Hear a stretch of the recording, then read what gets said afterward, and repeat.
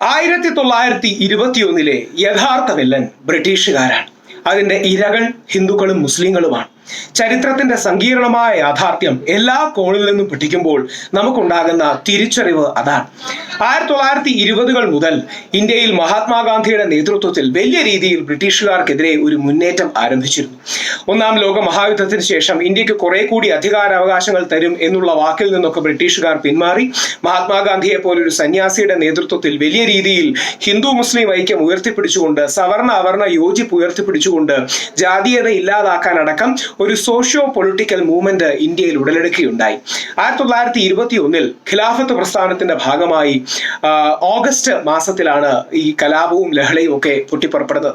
ഇത് ബ്രിട്ടീഷുകാർക്കെതിരെയാണ് തുടങ്ങിയത് എന്ന കാര്യത്തിൽ യാതൊരു തർക്കവും ചരിത്രകാരന്മാർക്കിടയിലില്ല.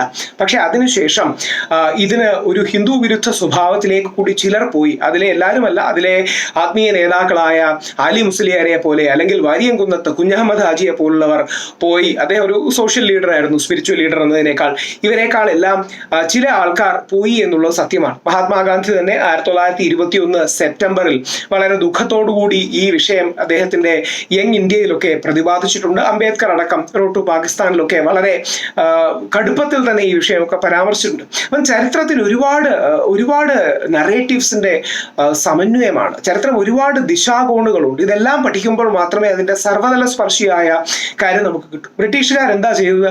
ആ രീതിയിൽ, അതായത് ബ്രിട്ടീഷുകാർ ലോകത്തിന്റെ 1/4 അടക്കി ഭരിച്ചിരുന്ന ഒരു സമയത്താണ്. സൂര്യൻ അസ്തമിക്കാത്ത സാമ്രാജ്യമാണ്. 3-4 താലൂക്കുകളെ തിരിച്ചു പിടിക്കാൻ ബ്രിട്ടീഷുകാർക്ക് യാതൊരു ബുദ്ധിമുട്ടും ഉണ്ടായിരുന്നില്ല. പക്ഷേ ഹിന്ദുക്കളുടെ കൂട്ടക്കുല ചില സ്ഥലങ്ങളിൽ അരങ്ങേറുന്നു എന്ന വ്യാപകമായി ധാരണയുണ്ടായിരുന്നപ്പോഴും ധാരാളം അക്രമങ്ങൾ ഉണ്ടായപ്പോഴും ഹിന്ദുക്കൾക്കെതിരെ ഒരുപാട് ഹിന്ദു സമൂഹത്തിന് ചില ബുദ്ധിമുട്ടുകൾ ഉണ്ടായി എന്നുള്ള കാര്യം സത്യമാണ്.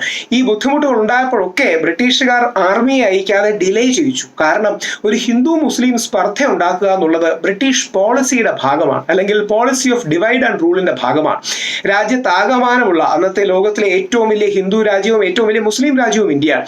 ഏറ്റവും വലിയ ഹിന്ദു ഭൂരിപക്ഷവും ഏറ്റവും വലിയ മുസ്ലിം ഭൂരിപക്ഷവും നമ്മുടെ രാജ്യത്താണുള്ളത്. അപ്പോൾ ഈ രാജ്യത്തെ വിഭജിക്കാനും ആശയപരമായി മതപരമായി ഒക്കെ വിഭജിക്കാൻ ബ്രിട്ടീഷുകാർ എന്നും തക്കം പാർത്തിരുന്നു എന്നുള്ളതാണ് സത്യം. 1857 ഹിന്ദുക്കളും മുസ്ലിങ്ങളും ഒരുമിച്ചാണ് ബ്രിട്ടീഷുകാർക്കെതിരെ നമ്മുടെ ഒന്നാം സ്വാതന്ത്ര്യ സമരം എന്ന് വിളിക്കപ്പെടുന്ന മഹത്തരമായ മുന്നേറ്റത്തിൽ ഒരുമിച്ച് ചേർന്നത്. അതിൽ സന്യാസി റബല്യനും ഫക്കീർ റബല്യനും, ഹിന്ദു സന്യാസിമാരും മുസ്ലിം ഫക്കീർമാരും അടക്കം ഒരുമിച്ച് ചേർന്ന് ബ്രിട്ടീഷുകാർക്കെതിരെ വലിയൊരു മുന്നേറ്റം എടുക്കുകയുണ്ടായി. അതിനുശേഷം ഈസ്റ്റ് ഇന്ത്യ കമ്പനിയും അവരെ പിന്നിൽ നിന്ന് പിന്താങ്ങിയിരുന്ന ബ്രിട്ടീഷ് ഗവൺമെന്റും രാജ്ഞിയും എല്ലാം ഈ ഹിന്ദു മുസ്ലിം ഐക്യം ഇന്ത്യയിൽ തങ്ങളുടെ ബ്രിട്ടീഷ് താല്പര്യങ്ങൾക്ക് ദോഷം ചെയ്യുമെന്നുള്ളൊരു തിരിച്ചറിവ് അവർക്കുണ്ടാകുകയും എല്ലാ സമയത്തും ഈ രീതിയിലുള്ള കലാപങ്ങൾ ട്രിഗർ ചെയ്യാൻ അവർക്ക് കഴിഞ്ഞത്. അതിന്റെ ഏറ്റവും വലിയ തെളിവാണ് 1931 ഭഗത് സിംഗിന്റെ മരണത്തിന് ശേഷം, അല്ലെങ്കിൽ തൂക്കിക്കൊല്ലലിന് ശേഷം, ഗണേഷ് ശങ്കർ വിദ്യാർത്ഥി എന്നൊരു വ്യക്തി അദ്ദേഹത്തിന്റെ ജീവൻ തന്നെ ബലി കഴിച്ചത് ഈ ഹിന്ദു മുസ്ലിം സൗഹാർദ്ദത്തിന് വേണ്ടിയും ബ്രിട്ടീഷുകാർ ഒരു കലാപം ട്രിഗർ ചെയ്യുകയുണ്ടായി. ബ്രിട്ടീഷുകാർക്ക് അങ്ങനെ വളരെ ഇന്റലിജൻസ് മെക്കാനിസം അടക്കമുള്ള കാര്യങ്ങൾ ഉണ്ടായിരുന്നു. സമൂഹത്തിന്റെ പ്രഷർ പോയിന്റ്സും ഹോട്ട് ബട്ടൺസും അവർക്കറിയാം. ആ രീതിയിൽ നമ്മുടെ സമുദായങ്ങളെ തമ്മിൽ തല്ലിപ്പിച്ച് ഈ രാജ്യത്ത് അവരുടെ ഭരണം ഉറപ്പിച്ചു നിർത്താൻ ഉള്ള ഒരു അധികാരതന്ത്രം ബ്രിട്ടീഷുകാർ എന്നും പയറ്റിയിരുന്നു എന്നുള്ളതാണ് സത്യം.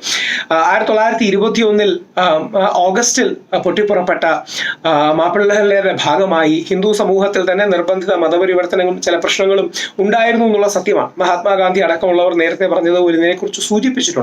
പക്ഷെ അടിസ്ഥാനപരമായി ഇതിനൊരു ബ്രിട്ടീഷ് വിരുദ്ധ കലാപം തന്നെയായിരുന്നു എന്ന് തന്നെയാണ് എല്ലാ ചരിത്രകാരന്മാരുടെയും പണ്ഡിത മതം.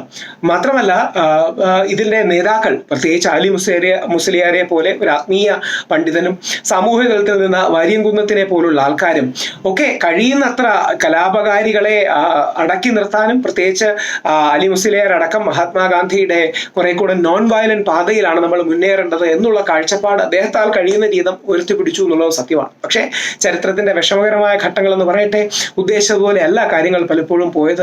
സമുദായങ്ങൾക്കിടയിലുള്ള സ്പർദ്ധയുണ്ടായി, വിഷമങ്ങളുണ്ടായി, വേദനകളുണ്ടായി. അതിനുശേഷം ബ്രിട്ടീഷുകാർ എന്നിട്ടും നിർത്തിയില്ല.